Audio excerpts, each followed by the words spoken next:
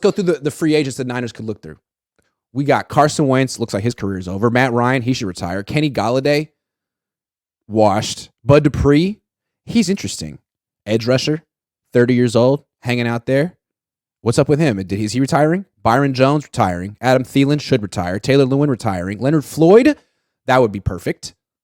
Donovan Smith, awful. Left tackle from, oh, God, he's worse than Mike McGlinchey. Don't sign him. Frank Clark, that would be nice.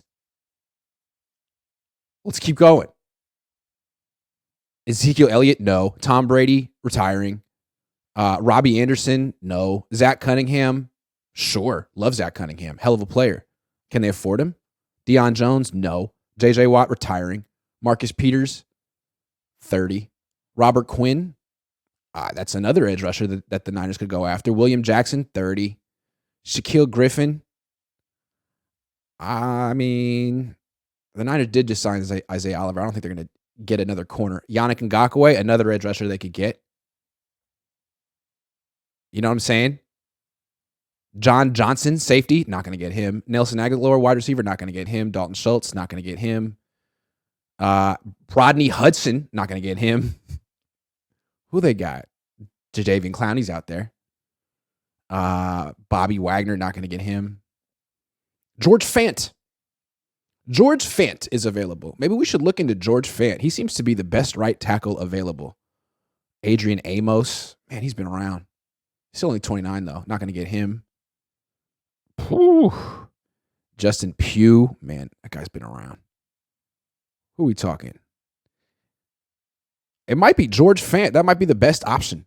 Should they sign George Fant? Let's look into George Fant. What has he been up to the last few years? I remember him in Seattle. George Fant. Hasn't he gotten hurt? Okay, he played 8 games last year, started 7. But before then, he'd always been a dependable player. Now he's, 30? He was a good athlete, right? That was sort of a project. George Fant, when he came out in 2016, ran a 4.8. Yeah, he's a hell of an athlete, but he's had injuries. I'd be interested in George Fant. Let's see what Sys Data Hub says about George Fant. George Fant. Not a fan.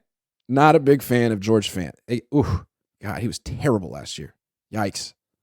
Well, maybe you can get him for cheap. It means doesn't seem like anyone wants him. Yikes. What did PFF think of George Fant last year? Ugh. Man. Bottom of the barrel here. 48 points. Oh, God. His career might be over. I don't know. Let's see what BayAreaBaller18 thinks. Any opinion on George Fant? George Fant, he's an intriguing name. If you can get him for cheap, he's got experience. We've seen him in the NFC West. But I got another name for you who I like better than George Fant. And he was playing for the Raiders last year at right tackle, Jermaine Illuminor. Okay. I was watching some tape on him, and I subscribed to PFF. PFF liked what he did. They gave him a pretty good pass blocking grade, a solid run blocking grade. That's Jermaine Illuminor. I watched a couple games, just some footage on NFL Game Pass, and I thought Illuminor looked solid. So I would absolutely want to bring him in at the right tackle position just to compete with Colton McKivitz, to compete with Jalen Moore. I like Illuminor more than Fant, but both are interesting. But I got a couple other guys because, Grant, I think the biggest need that I'm looking at right now is that speed rusher. I want that Leo edge rusher, right? Kind of like what they brought D Ford in to be. I don't think it's Drake Jackson. I mean, when I asked Chris Kosarick last year, what's the vision for Drake? He was like, well, if you watch his highlights, most of his sacks at USC came from the inside. I think we can kind of do with him what we did with Arden Key. I thought that was the vision. I mean, he's bigger than D Ford. He doesn't play like D Ford. So I'm with you, man. They got to get this guy. He's not on the roster. I want that. It's not Cleveland Ferrell.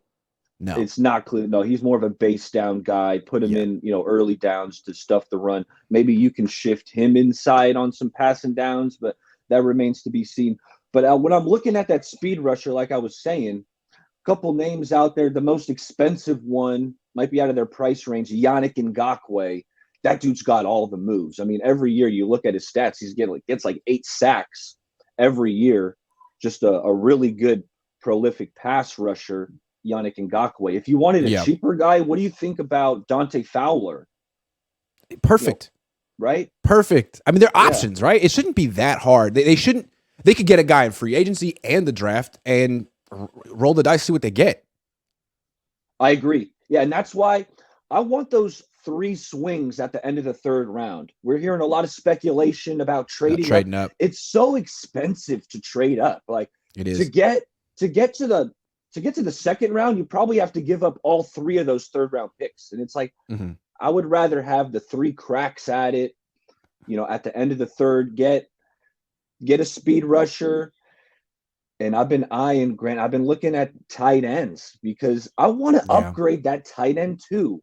And I know drafting tight ends, they say it's a tough transition for prospects coming in, but I'm looking at this kid out of Old Dominion, Zach Kuntz. Grant, dude, I just watched the tape on this guy. It pops off the screen. He ran the 4.55 at the combine, so now he's kind of skyrocketing off draft boards. But when you watch the tape, this dude, Zach Kuntz, he's 6'6". He's super athletic. He's plucking balls 10 feet in the air. It's like, well, that'd be an intriguing. Give him a shot. Yeah, give him a shot. Are there any edge rushers in the draft, like edge rushers though, that you got your eye on? Because if there's like an undersized, speedy guy, they could get, a Hassan Reddick type. Although I know who's a 1st round pick, but like at the end of round 3, that would be money. I don't like to half-ass it, Grant. I've been diving into some draft prospects. That's the search. I hit tight end hard. And I hit D tackle hard, like looking at 20, 25 guys. Edge rushers next on my list. So next time we'll talk, I'll have some. What do you think about what Nathan Flores says here? Gardner Johnson. That seems like to be like the big fish out there right now in free agency who hasn't signed. I mean, he's going to get some money, right? Absolutely. Am I tripping? Yeah. Gardner really Johnson, good player. That dude's spectacular. Imagine like Jimmy Ward, but on steroids. Because it's like Jimmy Ward, we know he's a do-it-all guy. He can play in the slot. Figuratively. Yeah. Hey, Gardner Johnson's big time. But again, I didn't expect the Niners to go after Javon Hargrave. Right. I thought that was way out of their price range. John Lynch, Parag, these guys pulled it off. That being said, they have lost a lot of talent. 49ers have lost a lot of talent so far in free agency when we're talking McGlinchey, Ebukam, Omenahu, Jimmy Ward, Azeez Al-Shaair, Daniel Brunskill, Emmanuel Mosley. All those players are really good. They did add Hargrave, but they also lost Omenahu and Ebukam, who are, Omenahu's really good. He was their second best pass rusher last year. He was their second best pass rusher last year. Yeah. And he just got paid by the Chiefs. Yeah.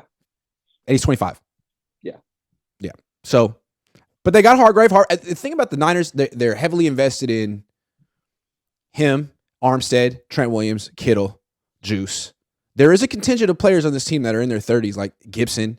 It is a win now team, even though they have a young core too. They've been very invested in these players for a long time. They got to do it now. Hey, they're going for it. That's where they went, and they got the big boy Javon Hargrave. And Grant, I've been watching his tape, right? Because we watched the Eagles, but I'm breaking down the all 22. I put out a video on my channel. So if you guys want to check out Javon Hargrave and what he's bringing to the table, BayAreaBaller18. Check it out. And what I want for your homework assignment, I'm going to be looking at it too. When I watch clips of Javon Hargrave, especially from last season, he's dominating. But what I notice is he's dominating one-on-one. He's manhandling the person in front of him.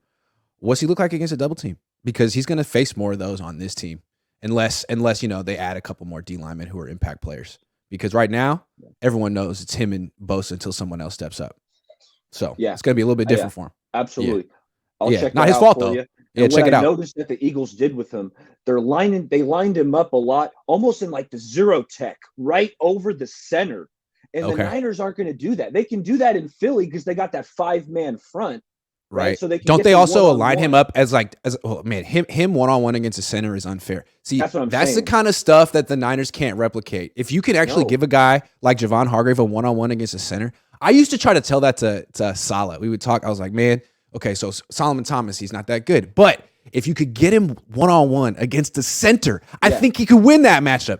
But it's hard. I mean, you have to have like a 5-man line. You kind of the Niners weren't really built to do that. But Eagles could. Niners won't. The Niners can put him in that 2-eye where he's over the guard, but on the inside, and he's kind of playing nose tackle, and he can still be a pass rusher threat from there. Eagles did that too.